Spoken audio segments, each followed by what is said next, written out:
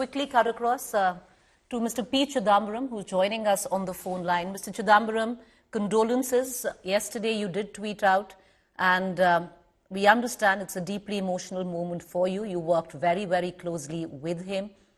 Your tribute, Mr. Chidambaram, how would you remember Dr. Singh? I'll remember the period from 1991, and then after an interruption from 2004 to 2014, as a second silent liberation of India, especially India's economy. Those 23 years where Dr. Manmohan Singh's thought and philosophy prevailed in India will be a golden chapter in India's history, at least economic history. Mr. Chidambaram, you know, it was Dr. Singh who was the finance minister in P.V. Narasimha Rao's term, and then you served as finance minister under Dr. Singh. What would you think in his 10-year term as prime minister would be his biggest highlight, sir?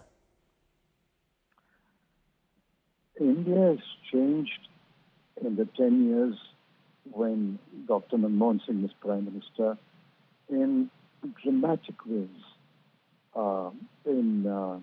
ways in which the present generation born after 1991 cannot even recognize the breathtaking changes made from the situation before 1991. I mean, there's so many things that he did which paved the way for radical change and growth. But he always remembered and he always told me, while we are liberal, progressive, want to integrate with the world's economy, and must be open to multilateral and bilateral trade agreements, export growth, and high growth. Let us always remember that there are millions of people who are poor in the country. Their voices are not heard. Therefore, we owe an obligation to them that our policies will always eventually bring benefits to the poor, lean in favor of the poor.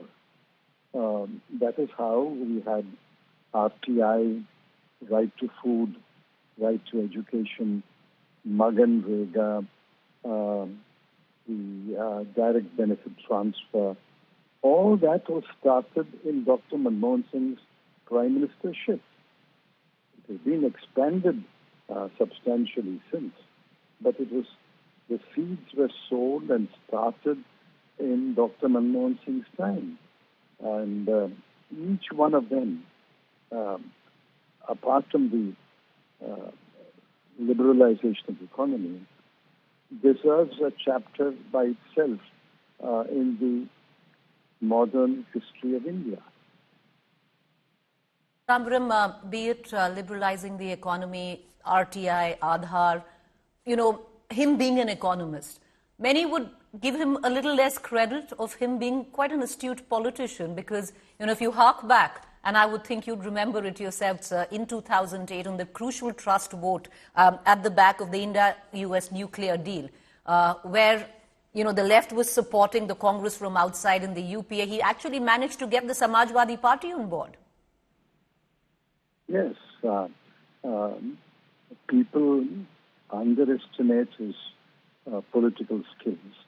He was not often called upon to use his political skills and political acumen, but in crucial times, it is his political intervention that saved the situation. And the one you said was about the India-US nuclear deal.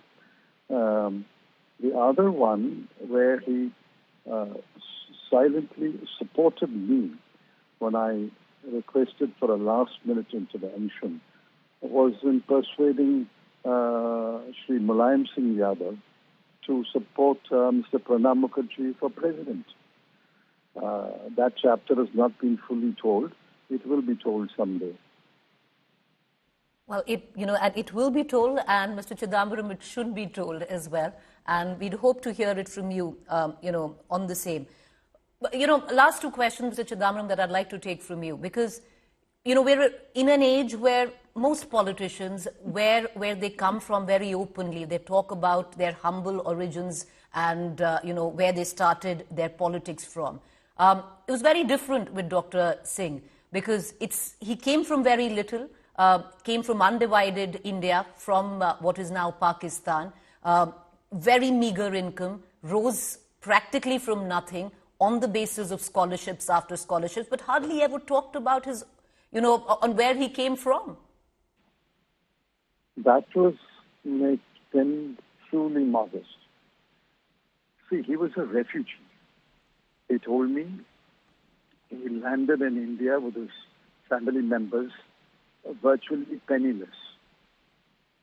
And he studied on scholarships. He had a hard scrabble life as a student of Oxford and Cambridge. But he never spoke about it and never boasted about his humble origins. Well,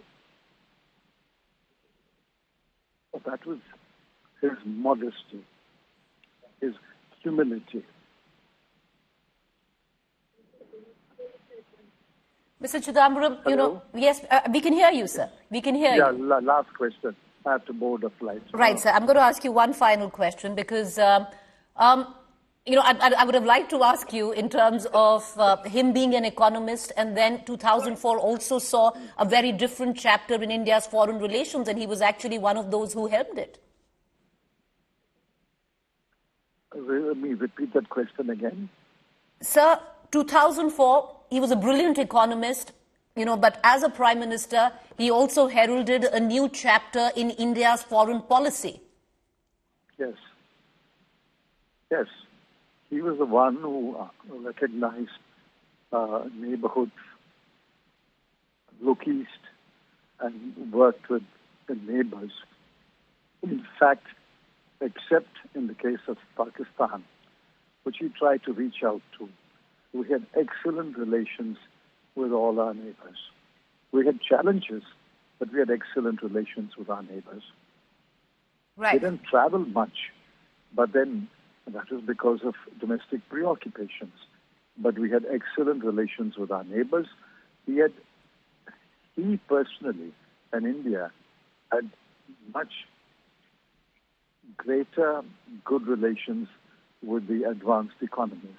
I remember when I went to IMF and World Bank as finance minister in 1996, I was looked upon with curiosity from of the finance minister of a country which was opening up.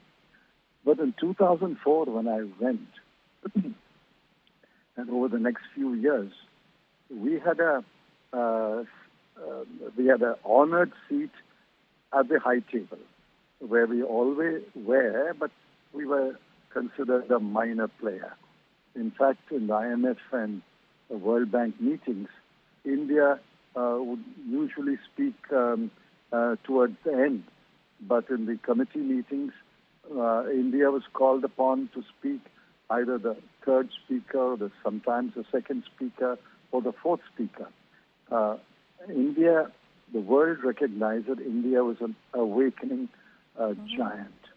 And all that is only because of what Dr. Manmohan Singh did as finance minister first, and then as prime minister later. Mr. Chidambaram, you have to, take a flight, so I'm going to let you go. But, just if you have 10 seconds, do you have a personal anecdote? Because a lot of people today who didn't know, there are a lot of young Indians who had absolutely no idea on who Dr. Manmohan Singh really was. A personal anecdote that maybe you can share with us on him? There are many personal stories to be told, but half-told story will lead to misinterpretation. Let's wait for a better day after maybe a week or 10 days when we can sit down and talk about the personal memories. Thank you. Mr. Chidambaram, appreciate you joining us. Thank you there.